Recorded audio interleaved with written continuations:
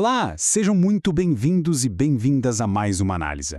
Hoje a gente vai falar sobre algo que altera drasticamente a vida de milhares de pessoas todos os dias.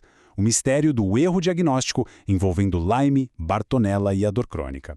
Antes de mais nada, a gente precisa reconhecer uma coisa importante. Imagina só acordar todo santo dia com um corpo super pesado, enfrentar uma exaustão que não passa por nada e ter que manter a rotina funcionando apesar da dor ininterrupta. É emocionalmente avassalador, não é?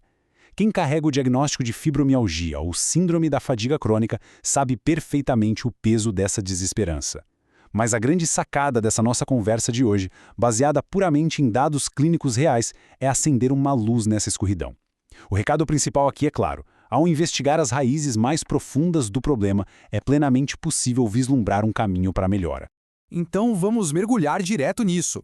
E se a dor crônica tiver, na verdade, uma cura? Durante muito tempo venderam pra gente a ideia de que quadros de fadiga extrema e dores generalizadas são quase como sentenças perpétuas. Aquela coisa de que você só pode tomar um remédio para controlar o sintoma, tentar deixar o dia a dia suportável e aprender a conviver com a dor. Mas olha só, os dados clínicos desafiam diretamente essa noção.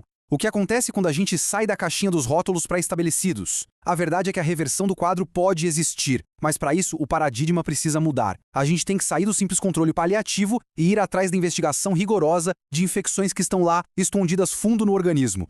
E aqui a gente chega no X da questão.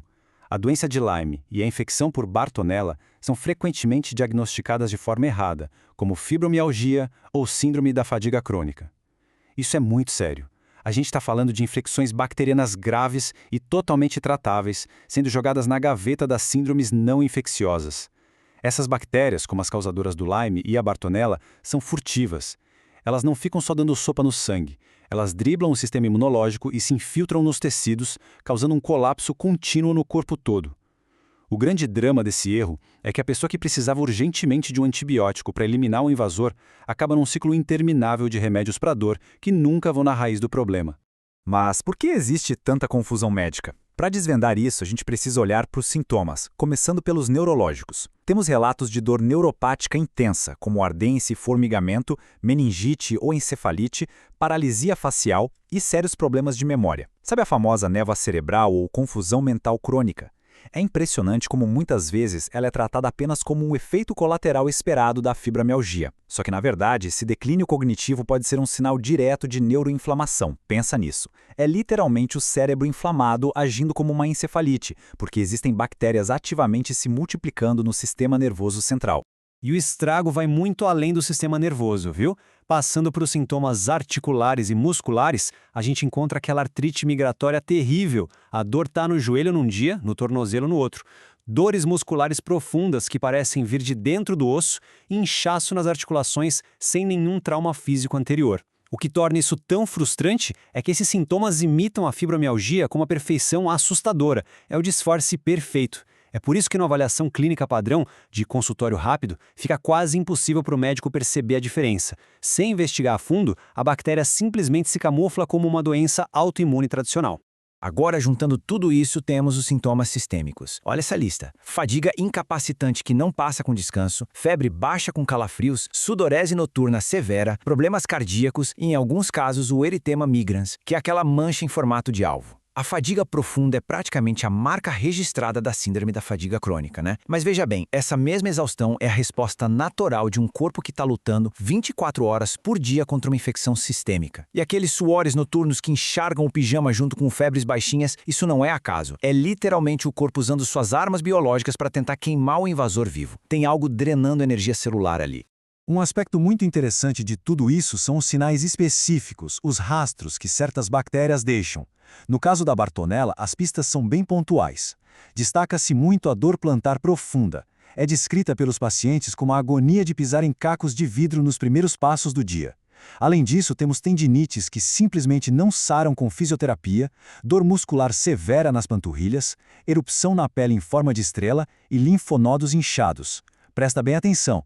Essa dor excruciante no pé e na panturrilha foge completamente do padrão de uma fibromialgia típica. Elas são grandes bandeiras vermelhas fisiológicas gritando que a Bartonella está lá, superativa no tecido conjuntivo. E com um quadro tão sério, como isso consegue passar completamente despercebido? Por que o erro ocorre com tanta frequência? A verdade é que o sistema diagnóstico é falho. Primeiro, porque os sintomas se sobrepõem muito. Segundo, por causa dos exames laboratoriais extremamente limitados. Para você ter uma ideia, a precisão comercial dos testes para a doença de Lyme bate ali nos 50% a 70%. É um show de falsos negativos. Terceiro, a infecção tem períodos flutuantes. A pessoa melhora um pouquinho e depois piora de vez, mascarando a doença. E quarto, lembra daquela mancha clássica em formato de alvo? Os dados mostram que ela só aparece em 20 a 30% dos casos. Ou seja, não ter a mancha de jeito nenhum significa não ter a doença. O resultado disso tudo é um ponto cego médico gigantesco. Pouquíssimos profissionais hoje possuem um treinamento aprofundado para reconhecer e tratar essas infecções crônicas. E trazendo a conversa aqui para a realidade do Brasil, é raríssimo encontrar um médico especialista disposto a investigar e tratar Lyme e Bartonella. Sabe por quê? Existe uma forte cultura de que essas doenças não existem no Brasil, quando na realidade elas são absurdamente subdiagnosticadas. E sendo bem franco em relação ao modelo de saúde suplementar atual, não é muito rentável para o sistema curar essas infecções complexas. Acaba sendo financeiramente mais interessante manter milhares de pacientes cronicamente doentes, consumindo prescrições de uso contínuo para o resto da vida para controlar uma fibromialgia, do que embarcar numa jornada focada na cura definitiva da infecção raiz. É exatamente por isso que tratar como fibromialgia, e não como a infecção que realmente é, gera riscos gigantescos. Dá para ver claramente o impacto de cada mês perdido num tratamento errado. A infecção simplesmente não fica parada. A bactéria se espalha sorrateiramente para o cérebro, coração e articulações. O que era um formigamento vira um dano neurológico irreversível. Uma dorzinha comum degenera para uma artrite destrutiva que pode acabar em mesa de cirurgia. Podem rolar bloqueios cardíacos sérios. E óbvio, não dá para esquecer do sofrimento psicológico crônico. Ter dor o tempo todo, não ser validado pelos médicos, entrar em ansiedade aguda e depressão profunda. É um custo humano incalculável e inaceitável.